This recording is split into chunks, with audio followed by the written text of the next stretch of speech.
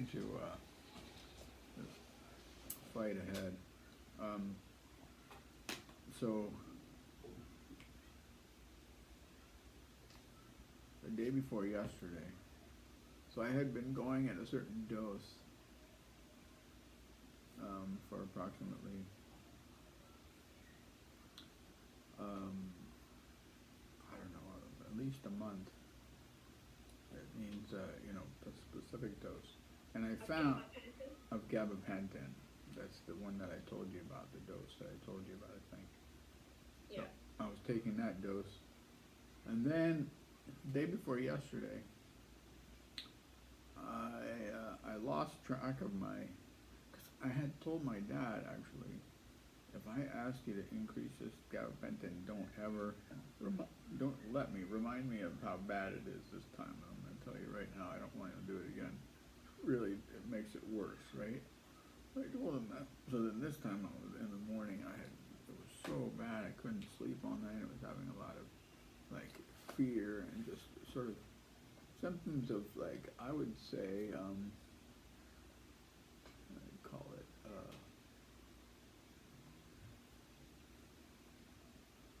I had a word for it earlier when I was talking about it, and I'm trying to remember what that word was. It was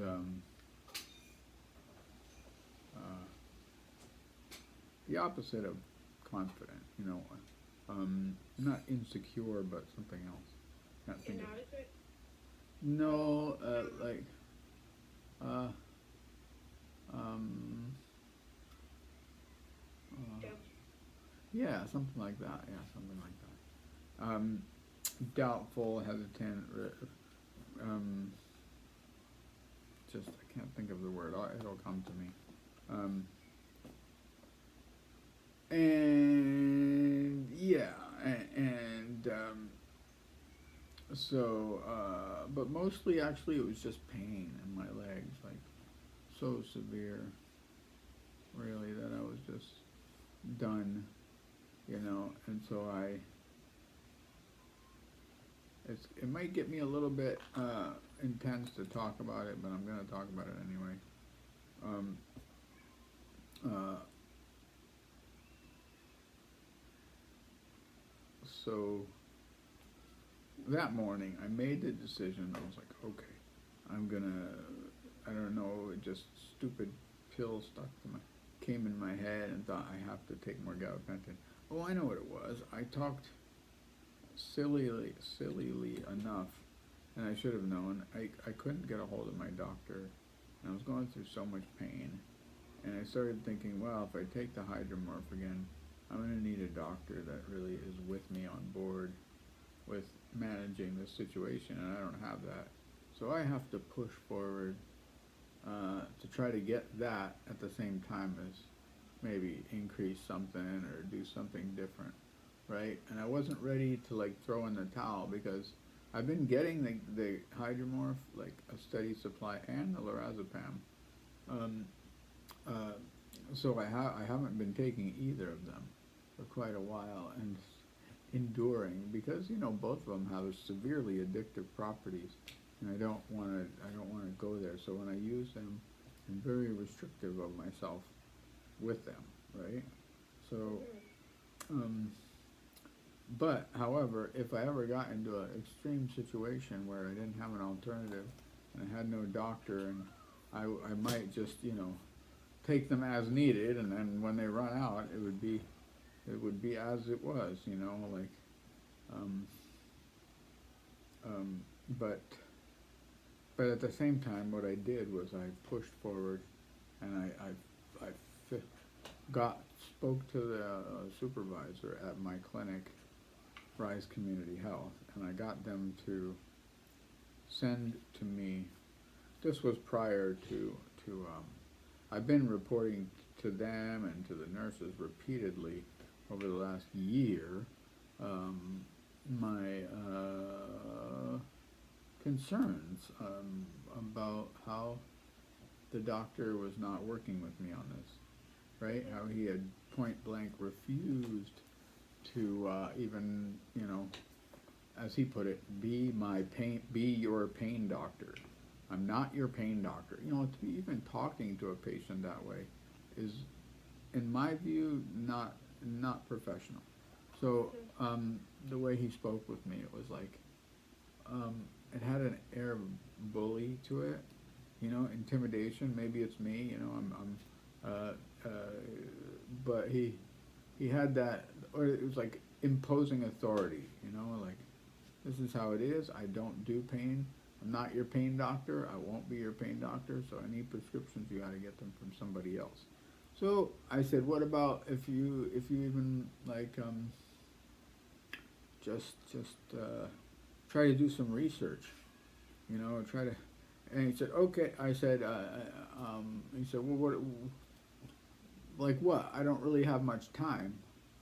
And I said, well, like I have some articles that I have on, like, that I got from Reddit, and this was some friend of mine sent that said that gabapentin, because he was refusing to even acknowledge that gabapentin may have some serious side effects that I would be going through, and that I should just take whatever the neurologist prescribed to me and be done with. That was it. And you know, if he wasn't prescribing narcotics, then he wasn't going to either. And I had to get them from somewhere else, from his point of view. And then the pain clinic at the same time was also telling me, you know, that they have a doctor, but he won't prescribe narcotics either. In fact, he won't prescribe anything. Great. So he'll just talk to you and tell you. He even wrote a note to my doctor saying that he recommended that I take a dose of hydromorph, a regular dose. That was when I came out of the hospital. And it was just ignored, really. And then, because all the doctors are afraid of narcotics, they think every patient that gets them is going to is a runaway train with the thing. You know, that's what they think. And I can't say that anybody else's experience is different. Someone's at the front door. Oh, they hung up. They must have either been the wrong door or they're going to call back again. Might be my dad. He's doing something. No, my dad's in his room. So, give me 1 second. Please. Okay. I just wanted to make sure I wasn't on BattleNet.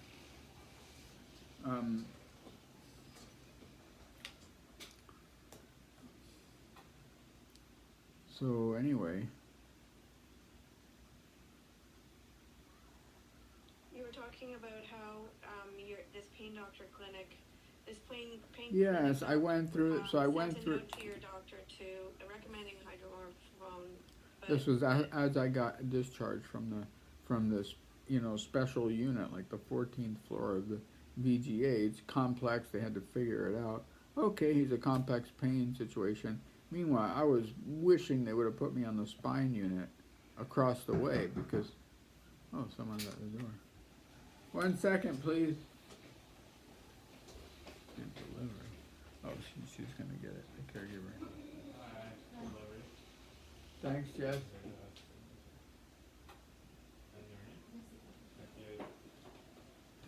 What is it? Big old box. Supplies. Supplies? Yeah, okay. Thank you. Yeah, that's what it is.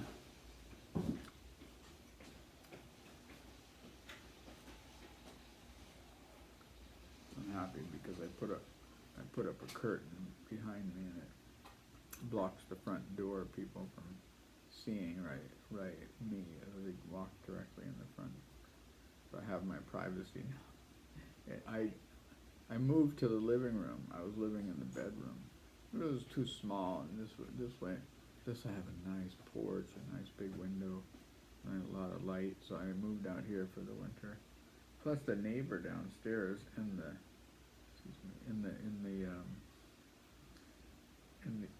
under the bedroom. He sleeps down there. He's blind. Okay, there's two people that live down there. My neighbors downstairs. They're very nice, both of them. One of them, Excuse me. yeah. Just want to empty the bag. Oh, sure. Not too much. Sure. Thank you. Are you okay there?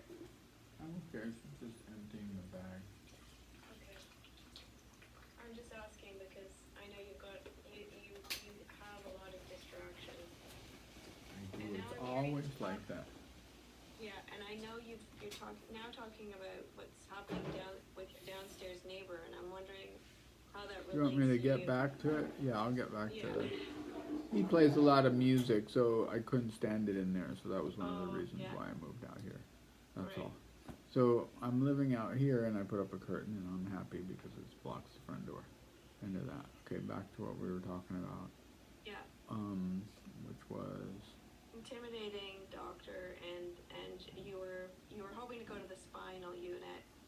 yes, and I couldn't, and I was stuck there trying to figure out why it hurts, why this was getting stronger, and then this was like a year ago now, and they finally discharged me with a regimen of certain amount of gabapentin, certain amount of hydromorph.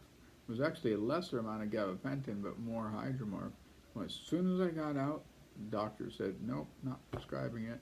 And then I went to the neurologist, Dr. Krasikov. Nope, don't prescribe it. I'm not I don't prescribe any medications anyway.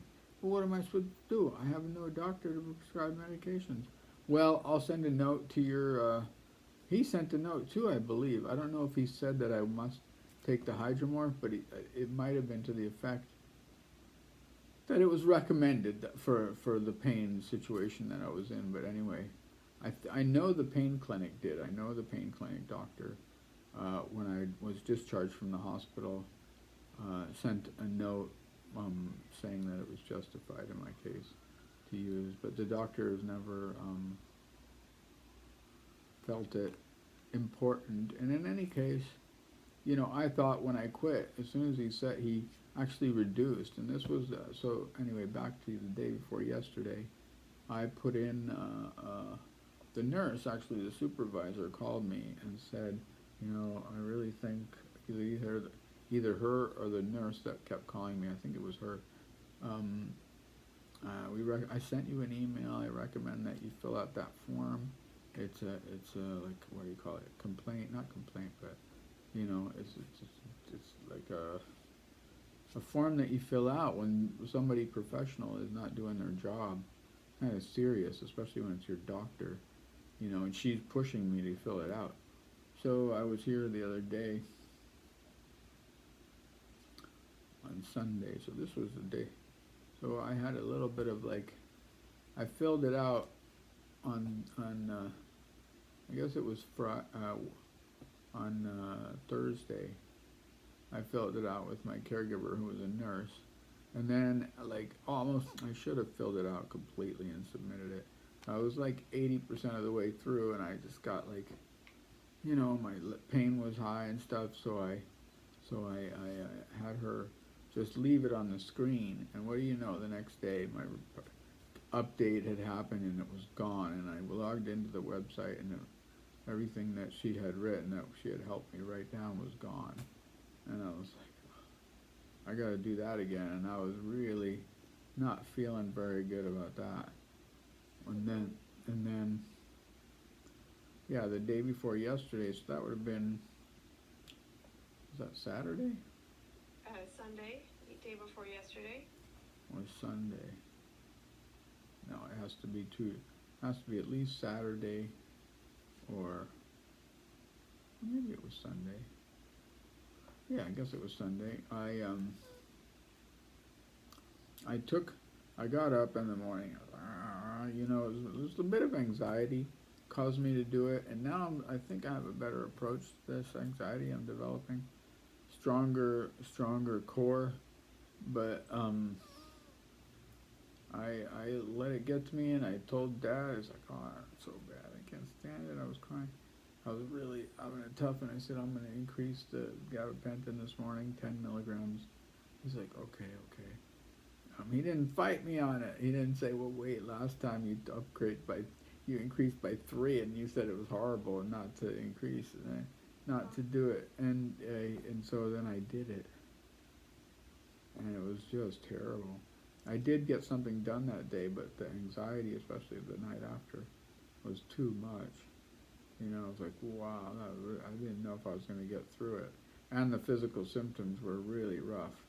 Like, I was a different person than I am now. I was like sobbing and it was pain too. It didn't take the pain down. So, but when I go lower than this dose, my body can't handle it either. So, yeah, the hydromorph might be an answer, but it's not with this doctor. So Sunday anyway, I plowed through it, and Vlad, the doctor that I have as a caregiver, I actually have a caregiver named Vladimir. Yeah, he told me. I told me about him. Yeah, he just left this morning, and he comes on Sunday as well, and he helped me fill it out. I guess it was the same day. That's why I'm confused.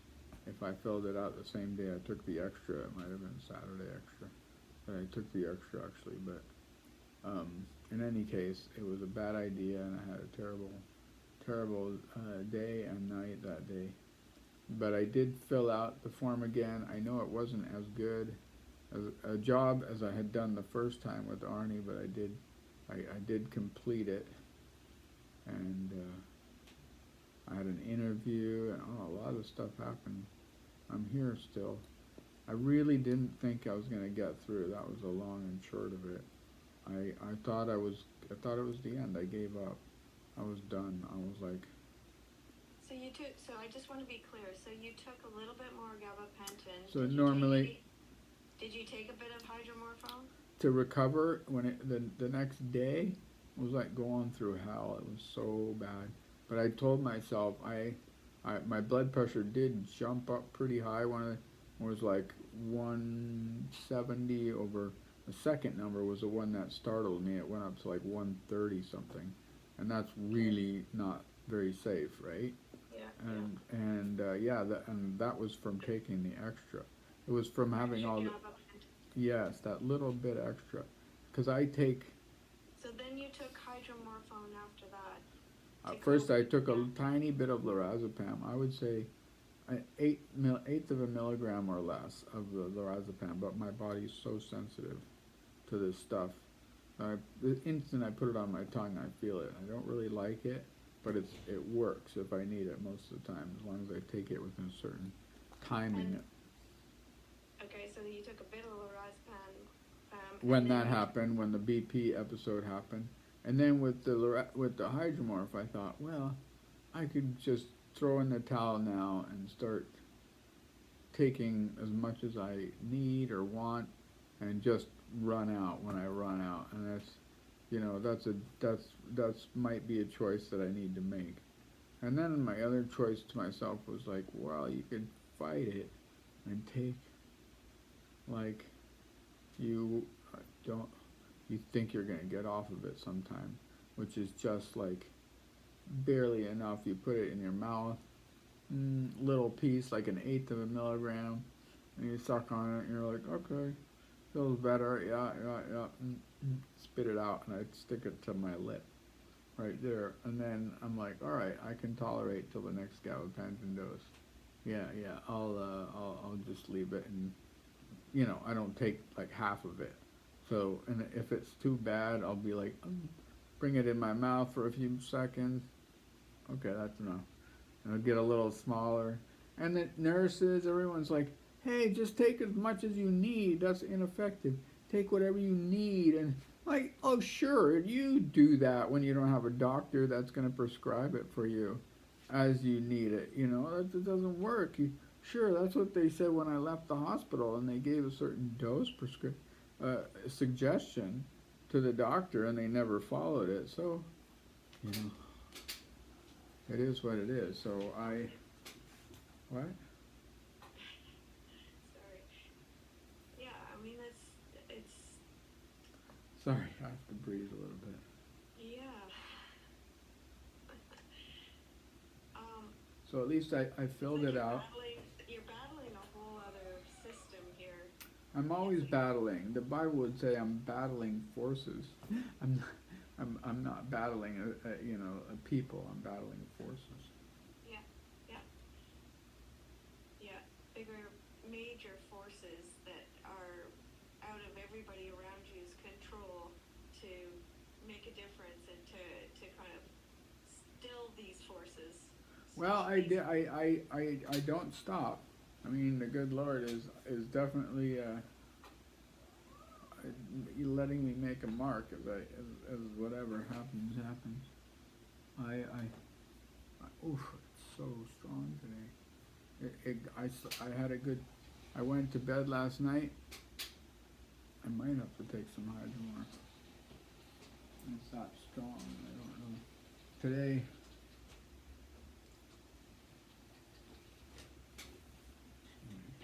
I think, my guess is, Ramal, that it's very hard for you to discern when your pain is greater or lower. In other words, when it gets to a certain point and then you get levels beyond that, you're basically microdosing yourself with these medications, but it's based on your own ability to judge, like I where can you're at. judge. I can judge very well how intense the sensations are in my legs. I may not be able to tell where it's coming from, but the type and the sensation, I can tell. And like today, for instance, when I had a good sleep last night, the caregiver. That's what I wanted to say all at the beginning was that it seems that I'm very like emotionally or somehow. I want your advice about this. Is somehow connected with the emotions of the caregiver. Like when I have a really calm, I describe it as a quiet confidence. Some of the caregivers have that, and they just know everything about what they do, and then I tend to reflect that, especially at night, with the way I sleep. And some of them have a more like something, I guess, that makes my legs respond to it. It must be my emotion somehow, or they don't really. And I wouldn't say that it's about the caregiver either, because some nights even with the caregivers. Anyway, the caregiver that comes last night, I tend to sleep better when she comes. Right? She's Okay. just really quiet, and she also like she was a midwife in the Philippines, so she has that nature of just being able to handle like life or death and be sure about what she's up, what her hands are doing and stuff like that. You know what I mean? Yeah. So I sleep. I have, and it's not really anything different that she does, except she does kind of talk really quiet, and she's always got a smile on her face, Mhm. which makes it really nice. Um, You can trust her. yeah, it's kind of like that. Yeah, that's right. She's That's got a steady hand. She knows her work. She's reliable. She's calm. You can trust her, and you feel that. I think we all can do that normally, but when you're relying so heavily on someone else, and particularly when you're vulnerable, like in an overnight situation when sleep is important and all the rest of it, it makes sense that you would be very sensitive to whoever's staying with you at that point. It's, But all they how know. can I get back? How can I fix it so that other people like there's another caregiver that does everything really well, except she does have to learn some things. Yeah, you're right. It's true. I don't have that confidence. That's true. She needs to improve some things and some questions, some serious questions that I have. Okay, yeah, you're right. It's Um, called, they know about this in physiology. It's called mirror neurons. yeah, exactly. And I don't know. I want to find a way to overcome it, or help me Okay. at least to Okay, be. I'll see what I can find out. I don't Okay. know about it enough myself, but Okay. having a greater sense of yourself and That's an for sure. ability Yeah, and that would help. an ability to work with yourself in Right? Yeah. situations. Seems like that. Um, yeah, it just some situations trigger some kind of. That's I got to get to the bottom of that or the root of that. Like it. it triggers a response, which is, I think what you said before, you said fight or flight.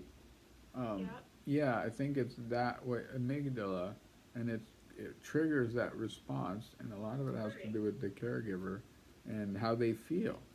Yeah. Yeah, and That makes sense, and it's very possible that you have some experience with as a child. The only thing you might be able to do is sense the adults in the room and who you can rely on and who you can't, who you can trust and who you can't. So you may have more fine-tuned ability to sense the differences or not. You're just like everybody else, and it's just you're in a vulnerable position, right? You can't just well, walk out of the room, or you can't just. I do have a good ability too, and I can intellectually reassure myself, and it works good. But if they don't Okay. possess the certain, like the one caregiver that comes, for one thing, like with the bowel care, um, she like, been like 4 times where she checks and she says there's nothing there, and then the next person comes like within an hour, and there's like a huge amount there. So then I wonder if she's got the ability, if she knows really what she's doing, or if she's too timid, or what. So there's that, and then also she has a really um, tough time hearing. She has an issue with her hearing, so I have to repeat things quite loudly. So it's a bit of a wake up, to have to say things loudly. I can't whisper or talk. I can't ask things quietly. It's always what, and then I have to say them again, right? So Oh yeah. so there's one thing with that. And then the other one is really nice. She's always really nice and dependable, but she has a lot of issues with her health, I think. So there are occasions on nights where she's like really not feeling well and can't do Okay. much. Yeah, yeah. So, but she like, so it's a bit of, and I'm also working on possibly getting a live-in caregiver, and that might affect my current caregiver. So yeah. Okay, so but just hold on, because I want to just. So it sounds like you went through another episode. So it's been, I can't remember, but 2 to 3 weeks, I would say, since we ended up talking about the contraindications between gabapentin and hydromorphone, and then coming off of those, Yeah. and lorazepam, So and I only took the lorazepam the one time, and maybe a little bit more, maybe like an eighth milligram altogether, and within the episode of trying to recover from the. do you keep a log of these events? I do, but Have I a way know of recording? yeah, the caregivers write it down. I ask them how what I want. I don't know. We don't measure the piece of the lorazepam, but generally it's a one cut into four, a 1 milligram tablet, and I put it in my mouth, and I know if I didn't take the whole thing, I spit it out. So I didn't Okay. take very much of it, and then the hydromorph. Uh, I Okay, so I probably know what. took a I probably took a half milligram altogether that day. Within that day, and then like I said, I slept well last night on my normal dose of gabapentin, which I was shocked. I really didn't think I was gonna sleep last night, but then when the caregiver showed up and I was just like falling asleep in the chair, it's just, yeah, it's that calm energy that she has that really is reassuring, and I think Mhm. some of my other caregivers are getting that slowly with time, and some of them have it. There's another one that only comes in once or twice a week that has that energy too. That I don't want to call it energy. It's more of like a disposition, or like I said, Well, quiet confidence or quiet reassurance, something to yeah, that that effect. yeah, it's sensing their, whether they've got any fears, whether they Yes, have some anxiety, some lack of yes, confidence, you call it. yes. That's right. Yeah, No, yeah. it's that it's if I got into a situation that required a lot of help, would they be able to deal with it and handle Mhm, it? mhm, Yeah, mhm. that's what it is. Yeah. So, but what I wanted to just review. So it's been a few weeks, and then you've had another event. It sounds like. Has there been any in between? I don't want to get too into it, but I want to talk about your anxiety in these moments where you recognize. Sounds like you recognize. You wake up and you're like, oh yeah, that might be a little bit of anxiety, but then it corresponds with a certain amount of pain, and then you have to start dealing with it with drugs. So, were you able to use any kind of intellectual strategies or any strategies at all to Well, kind yeah, like I mentioned to you about prayer and scripture. Like Yes. that helps a lot. I always use that, and You always use it? Okay. I always use it. Yeah, well, not I wouldn't say always, but like in those situations, I find that Did you use it this weekend or not? use what The prayer. prayer and Oh yeah, scripture every day without fail. I every do day. every day. Yeah, I don't use it all the day long. But I in the terms of reading or things like that. But I'm always Did you use any breath work or like were you able to do yes that? breathing. Um, always remind myself about breathing when I'm experiencing a lot of pain. Like right now, the it's different today, and it's quite intense, and I don't like it. Uh-huh. It started. I It's guess it was my limited expertise here. I'm just asking to think back on what you may or may not have been able to like address from us, like your ability to soothe, calm, and put yourself in an optimal state, if you will, so that you can begin to address that anxiety before you start opting for changing your meds up, which ultimately end up in some complications because if you're combining certain ones, you've got that yeah. withdrawal I effects. yeah. That's right. That's right. But that happened last night actually, and it's like it's hard to describe. It's a level of pain combined with a level of with anxiousness regarding it. You know, and last night right now I'm feeling something. And after I get off with you, I'm gonna have to But you're work. worked up too. Possible. That's what it is. Let's talk about something more calming. So now we've kind of wrapped it up here, and I hate to say that because I know this is an ongoing battle that you're experiencing. Yeah, but I don't think talking about it is a bad thing. But maybe right now it's good to move on. Yeah. Yeah. Let's talk about what. Can I tell you something? Yeah. Yeah. I put up my hummingbird feeder, and no, actually what happened was I have a plastic sheeting on my I wish I could show it to you on my porch to try to keep it a little warmer, right? So it made it kind of white, and the sun is really nice and bright, and makes it even warmer than it was. And it's south facing, but on the other side, I was like, I couldn't really feed the hummingbird feeder was on the inside, so I moved on the outside, and no, but today the both from last year, the hummingbirds, like 3 of them, and then the birds, also like 3 of them came the same day, and were like looking around, landing on things. Okay, where's so weird? Like they didn't come all summer, and all the birds came the same day, looking for food. So then I put it out. I put out the hummingbird on the outside hummingbird feeder and the grass. I mean, and the seeds. I have some seeds. Yeah. Fantastic. Anyway, that's fun. And I moved her on the porch a little. Uplifting. Yeah, I made the porch a little. And Frodo can't kill them. Like he killed like at least 4 birds last year. Oh no! No wonder they didn't come back in the summer. No, they forget the next day.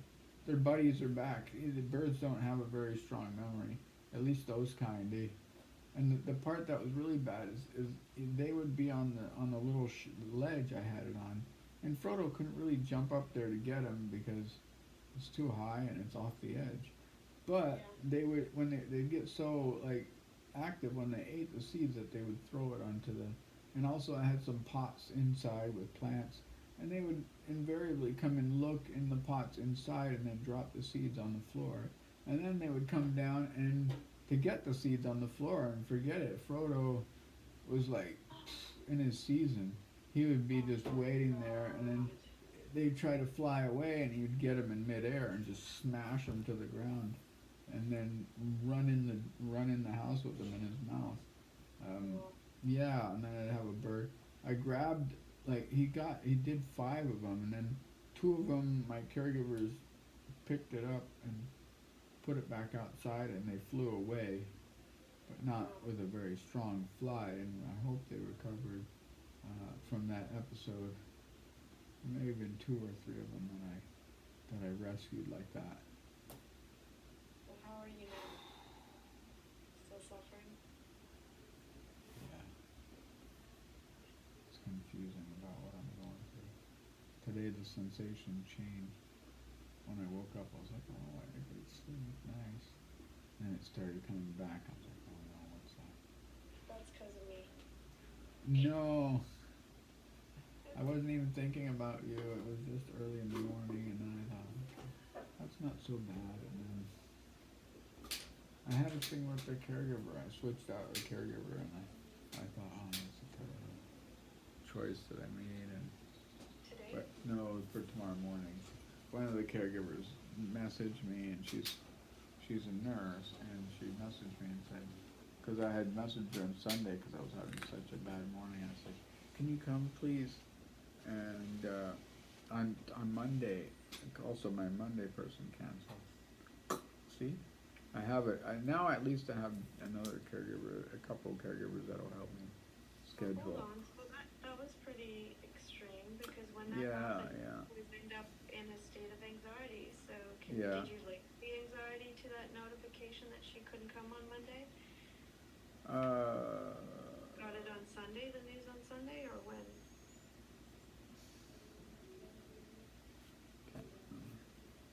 I can't remember. Anyway, Tell me about scripture and prayer that you find uplifting. okay, here's what it is. That's kind of that you're reflecting on these days. It's more, it's not so much something in specific, it's more the, let's see, it's having a solid view of how things operate. Like I'm a guy that wants to know what's going on. I had a conversation with Nita, maybe this will, with my sister, that it didn't complete the conversation, but it said basically what and it was a nice conversation too, pleasant, but same. It was about and maybe it was about the election again. Maybe it was about the election. But it was about morals. Okay, why, for instance, yeah. Anyway, what I said was that it was about God and about why sometimes morals might take on a more real component if they were associated with God, as opposed to if you just had morals as a principle, right? Existing as a principle. I like thinking about that stuff because why? Because of this. Because what I described to my sister, I said, okay, if these morals are attached to attached to God, and the reason being, and this might be an only reason. It doesn't have to be the only reason, but for someone it might be the only reason, and that would be that, like, say I'm on my, I gave an example of her or me. I'm on my deathbed and I have my nephews and niece nearby, and they see me. It's a frightful situation. I know that I'm going to die. I know that situations are such that this is going to happen. So say I'm in a very fearful state, but say I trust that God is with me, and I have courage and strength and all these kind of things. So I go through it. Is it better for the future? Is it better for my daughter, for instance, to see me go through that kind of thing with those? Is that purely an emotional response that I can say, okay, I'm going to show them courage because I can't let my children see me in this frightful state? That's a lot more difficult to manufacture courage in that state. It's almost impossible. So then you leave the future generation with with a vacuum of fear. What's the purpose of that? There's no purpose of that. So yeah, I'm thinking about the future of the children when I'm thinking about morals and when I'm thinking about God, and so that makes me happy to think about that. Whatever happens to me, oh, my body's not. Well, and also, doesn't it, if you are trusting in some higher power, and that is, it's also a relationship, is it not? Well, it's not just you coming up with the idea, like you say. It's just not just a principle. It's a relationship with God, let's say, and so that there's this combined, there's this interconnected force that you're relying on, that you're embodying, that is supporting you through that really painful, difficult experience ultimately. yes, and the quality of courage is a godly quality. So whether or not we just use the term godly to describe certain qualities that are more associated with uh, with God, like love and compassion and kindness and courage and these kinds of things, whether they're all emotional, just descriptions of chemical activities that go on in your brain, well, in that case, good luck. That's all I'm going to say. Trying to deal with the most hard situations in your life, it's gonna be very difficult to you know, um,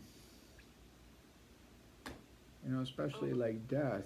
I think about the future of the children, how they perceive me. If they perceive me with strength and dignity and words of character, that helps them to move on with that. Like when I was when I think back on it, being in a wheelchair, how I should have handled my daughter being responding to falling on the floor and me not being able to help her that one time. Uh, you know,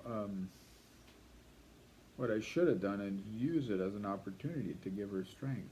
Look, Daddy doesn't, give up. Daddy keeps going. Daddy is in a wheelchair. Daddy can do all kind of stuff. Don't worry about it. That would have been the approach that would have provided strength to the future, to courage, to. She did receive that from me in the long run, but it took me a long time to figure that out. And I still can't say that I figured it out because I went through this whole episode, but I sort of figured it out with my daughter, and it helps me to a degree to know that whole subject of moral and God. And the whole thing was an answer to your question of why it's part of it is just intellectual, thirst, and I could get into mechanics or building or biology, and all those things interest me to one degree or another. And like I have my conversations with my doctor about biology and chemistry and stuff like that, but ultimately, it seems all like it's just little parts to something that is going on for some reason.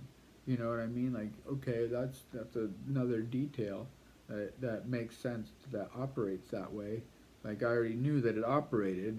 Now I know how that operates, or at least the modern theory of how that operates. Like it's just a bunch of hows. Yeah. Yeah, so you're interested much more interested in the bigger picture I am, because I want the children to have a good life in the future. Yeah, I think it's important discussion. I think discussions are really important. I think that they've kind of gotten out of the become yeah, yeah, it's more popular to look at a 2-second TikTok than it is to sit and discuss with somebody how you feel or what's your opinion about something, or even to encourage that, like, in a university setting. This whole debacle of modern university in the United States has a lot to do with kids' attention spans and whether or not they promote like really intelligent debate. Even debate in universities, like one setting, and it's all about how you can dig at the other person, and it's not about actually like respect, and the culture got this way for a reason. It got this way, in my view, because God got taken out of the picture. And basically, when you don't have God, you have brain cells, you have cells. You break it down to a cellular, mechanical structure, and if I can wield that, and I have more access to the powers behind them than you, what gives me the reason to even be morally compassionate or considerate toward you? Well, whatever's inside of me, my spirit. Do I think that that with that much power that I can wield, that I would be trustworthy to make sure that everybody that was susceptible to my wielding of that power would be benefited from it? I don't know if I would be. I would certainly hope that I would be able to be trustworthy in that situation, but I don't think that I don't have the trust in my heart to feel that the people that do have that ability right now are going to, and that's where morals come in my view, because I can decide the morals of how I behave to one person or another, but whether I die or not doesn't really matter. Like, if I die in fear, then the people around me, they end up suffering a lot, because, or not die, say I even handle my situation and I recover miraculously, or if I find somebody comes along and says, oh, here's a drug that works great. Yay, all right, let's go. I'm ready to hit the road running. But, who's calling? I think it's just, oh, it's SCIBC. She'll call me back. I told her that I had an appointment with you and I'd be done. And so she's calling back. She also knows my condition, and they're going to tell me something about it. I'm really excited about that. But I want to challenge you in one small way. Go ahead, please. Yeah. If I'm understanding you correctly, to some extent, it sounds like. I guess what I would say is that everybody experiences not just the cells in their body, if you will, and kind of the mechanics of living, but everybody also, to some greater or lesser extent, experiences their own spirit, whether they call it that or not. They experience the journey of interacting with others and the repercussions and the ups and the downs of that, if you will. So it's not like you're on a different path than anybody else, but you are really deeply searching for the God, if you will, or for how this higher power is named and defines itself and can be followed in ways that benefit not just you, but obviously true. your loved ones. That's true. That's true. I accept that. Like, I want something out of it, so I'm looking there. But also, I'm not just I'm watching a lot of conversations on Google with smart thinkers and scientists about these subjects, and it's not only offers me a diversion, but it gives me gives me yeah, like you said, Right. what you just said. Yeah. But I guess what I'm getting at too, though, is I hear your judgment about certain environments and about others and about how other people. That's true. I should not have that. Yeah. It's And true, but I is it do not? think it's a judgment based on the fact. I think that I would have a detrimental effect to not just to them, but to I could put it this way. I could have a very positive effect if I handle it certain ways. It just not like say I'm late on my pills for some reason. My caregiver falls asleep and they're late, and then I get the pills. Am I better off to go with them? Hey, you were late. How could you sleep over? What the hell? Or to be like, okay, we got to make sure that never happens again. I'm really, what I mean? In order to do that, I've got to have a focus because I'm going to be in pain. I'm going to be like mad at her, or I could be mad. I could. So yeah, that's a judgment call. That's a judgment call. How it's going to affect her, because if I already know she's going to be feeling terrible. If I just lay into her, it's not going to help. She's just going to feel worse about it and be like, okay, or maybe it would help. Maybe I'm the one that should be like, I don't think so though. What's the difference? The difference is the effect that it has. The And then difference. the different effects, yeah, but what, not just the different effects, but also your judgment of the different effects. Yeah. So I'm doing this specifically for not only that's how I'm describing it to you. I may have other reasons for doing it that have to do with personal, emotional, spiritual things that like giving your life to Christ. I don't necessarily talk about that with you because it's not like it's kind of a spiritual, esoteric thing. But in terms of when I'm talking about it with you, I'm talking about it as what I just talked to you about, how like these ideas are affecting the future, and the way I behave affects the future.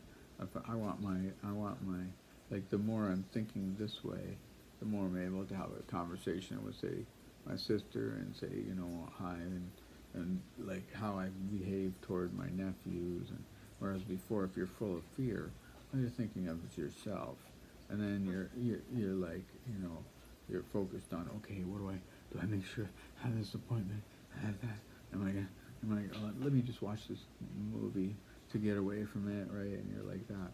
Whereas if you're just with courage, you're handling your stuff, you're making your phone calls. Yeah, and you've come to these realizations through time and through your own journey and your own unique And reading the scriptures, that was the first question. What do you get from that? And that's the answer. But it's not just scriptures. You have I to. know, but I'm not doing any. That's what I'm getting from it. If you want to know what I'm getting from it, that's what I'm getting from it. Yeah. So I don't know if I'm getting it from other places as well, but in the last. No, that's understandable. It's framing your experience and it's providing guidance and insight.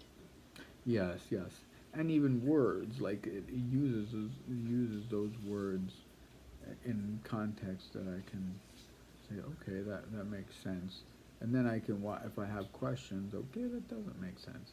I'm watching theologians and other professors and different discussions in university, different things like that, historical professors, archaeology. I'm looking at all kinds of things. Yeah.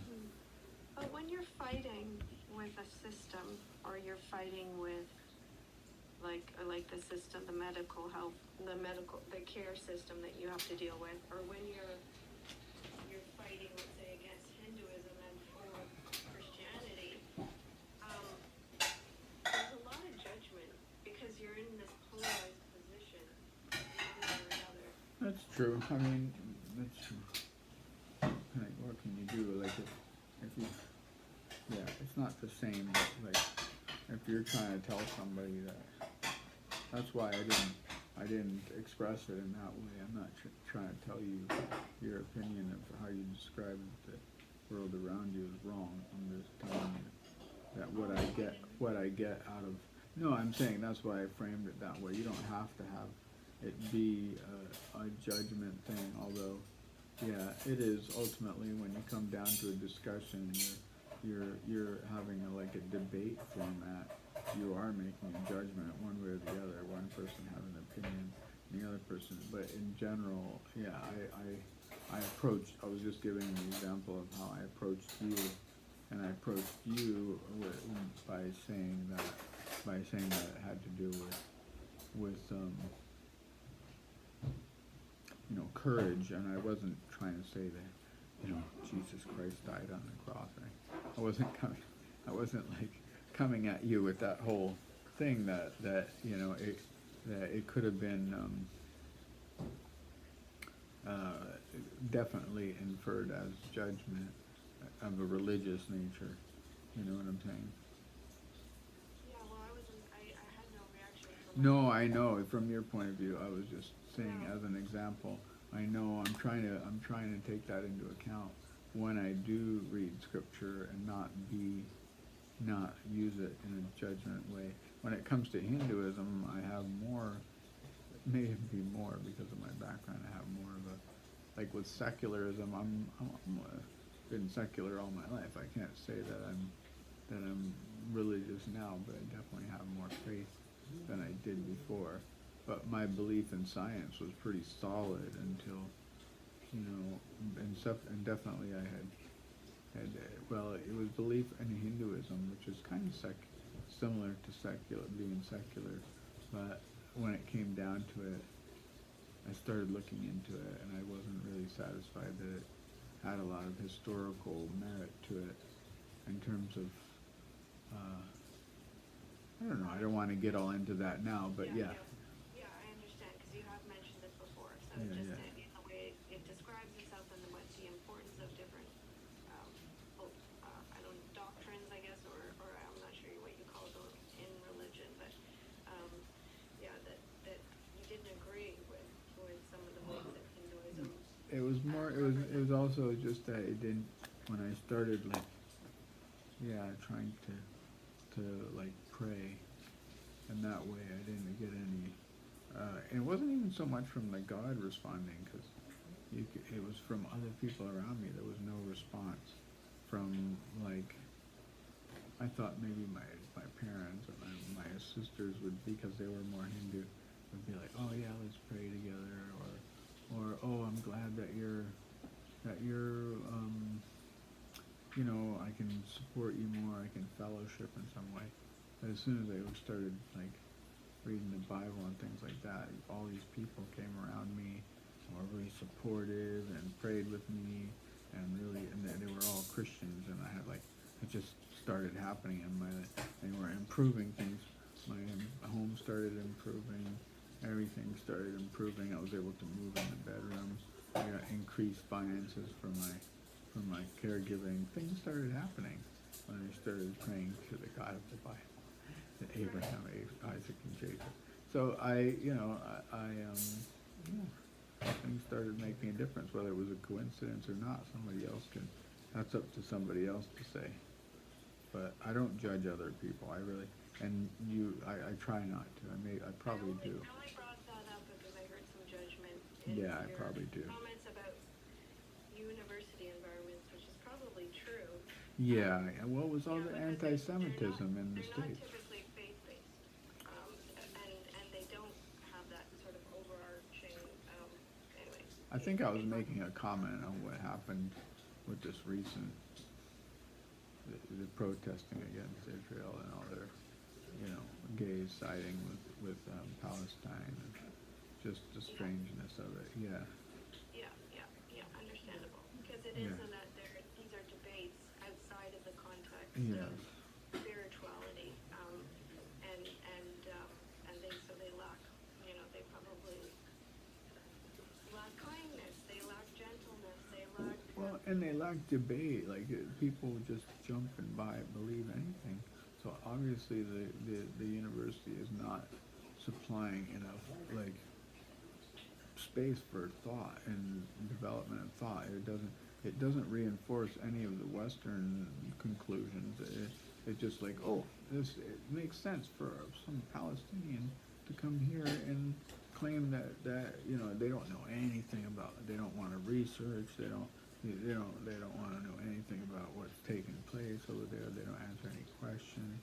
they you know, it's a state of mind that the university is fostering by not fostering an intellectual debate area. Yeah.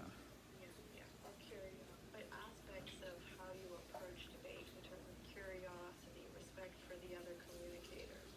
Yeah, that's kind Yeah, of. all these kinds of things that might be emphasized by Christianity, for example, in that context. Yeah, or Judaism, or any of the Right. other. Yeah, something more.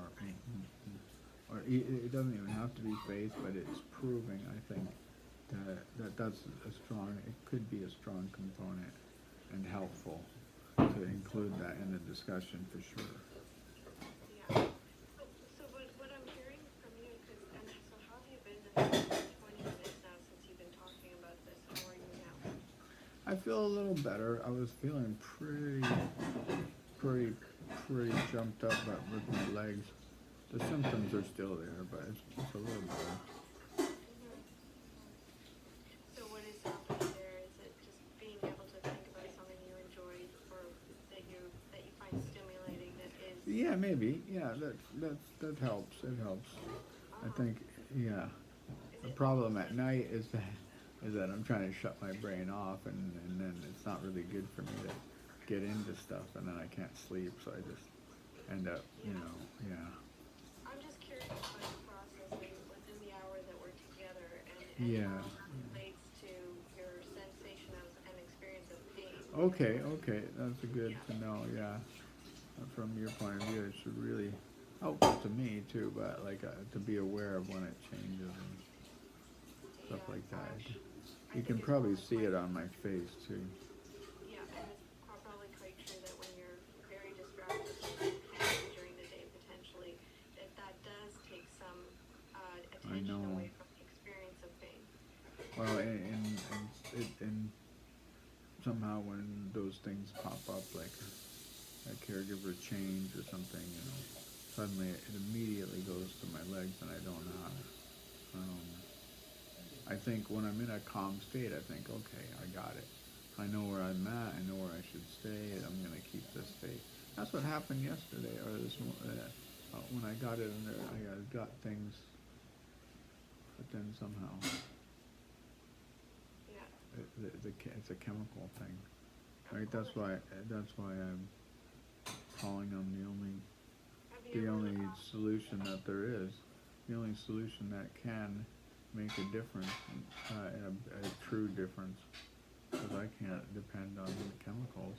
I can depend on these help a lot to help the conversations to cope with it. But if I'm really gonna do anything that's going to,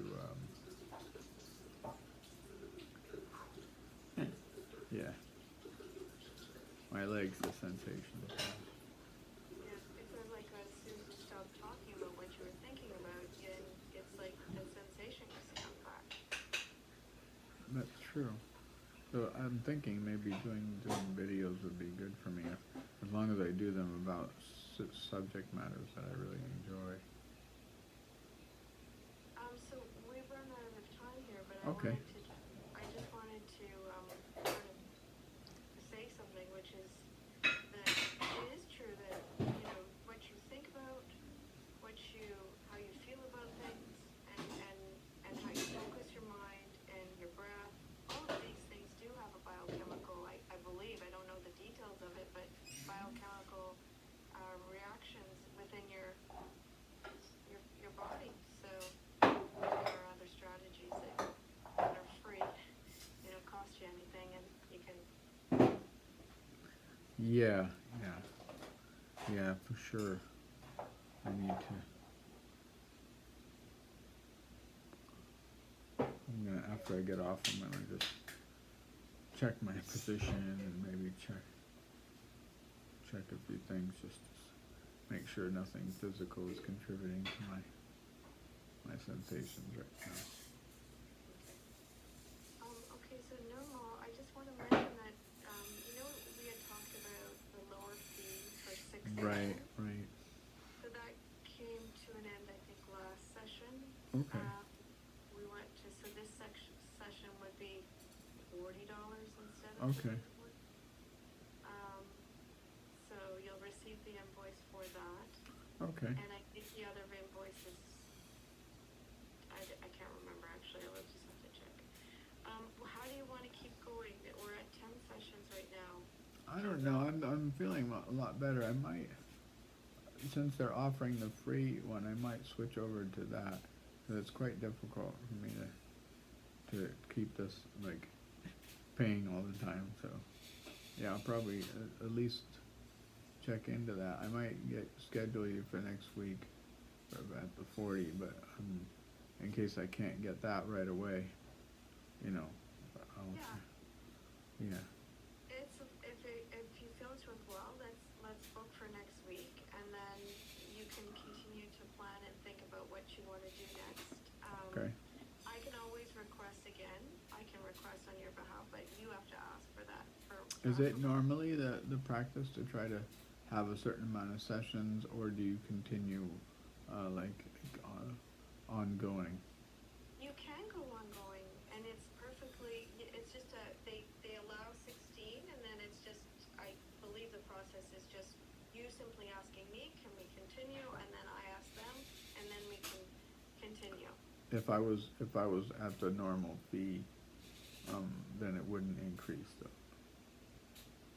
or would it?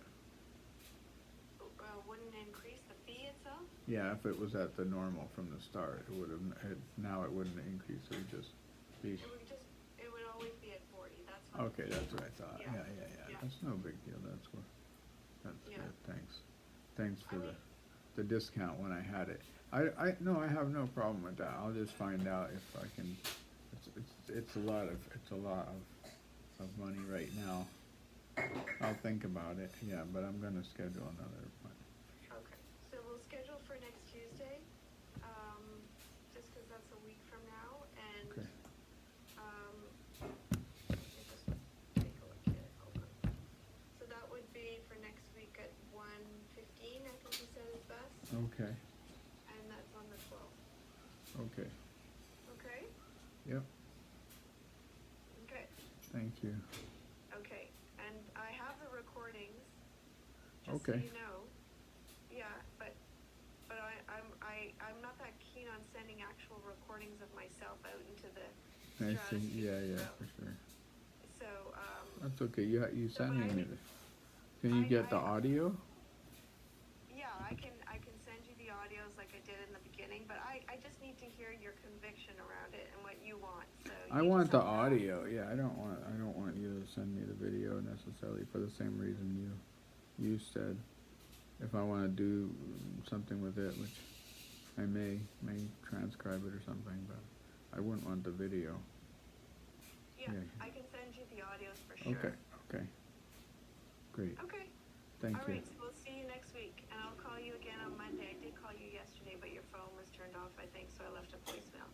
Oh, okay. Okay? All right. All right, you take Bye. care. You too. Bye-bye. Bye-bye.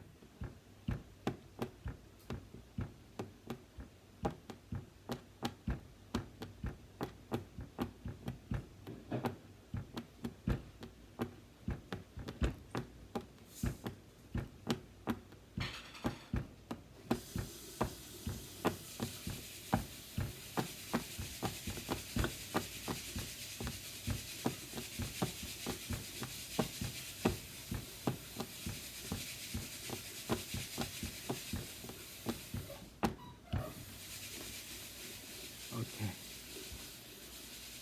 Have a good day, everybody, and like and subscribe and share.